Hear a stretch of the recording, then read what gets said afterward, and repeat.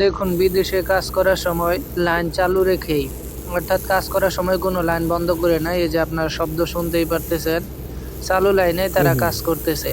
তার কারণ হচ্ছে তাদের হাতে হ্যান্ড গ্লোভস আছে, সেফটি হ্যান্ড গ্লোভস। এটা হচ্ছে 11,000 ভোল্টেজের লাইন, 11 কেবি, 11,000 ভোল্টেজের লাইন। তারা যে হ্যান্ড গ্লোভস পরেছে এটা হচ্ছে 11,000 ভোল্টেজ প্রোটেক্টেড। এই দেখেন, হাত দিয়ে ধরলেও কোনো কিছু হচ্ছে না।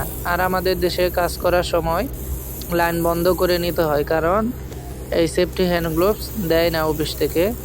সেফটি হ্যান্ড গ্লোভস না থাকার কারণে চালু লাইনে কাজ করা সম্ভব হয় না, লাইন বন্ধ করে নিতে হয়। ঘন্টার পর ঘন্টা বিদ্যুৎ বন্ধ থাকে মূলত এইসব কারণে। একে তো হচ্ছে দেশে চলতেছে লোডশেডিং, আবার তার উপরে কাজ করতে গেলে চালু লাইনে কাজ করা যায় না।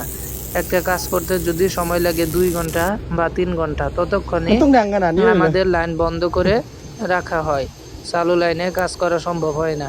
এই দেখুন এরা কতটা নিরাপত্তা নিয়ে চালু লাইনে কাজ করতেছে। এতে দুর্ঘটনাও ঘটার সম্ভাবনা নাই, কারণ লাইন চালু। আর আমরা লাইন বন্ধ করে কাজ করলেও দুর্ঘটনা ঘটে।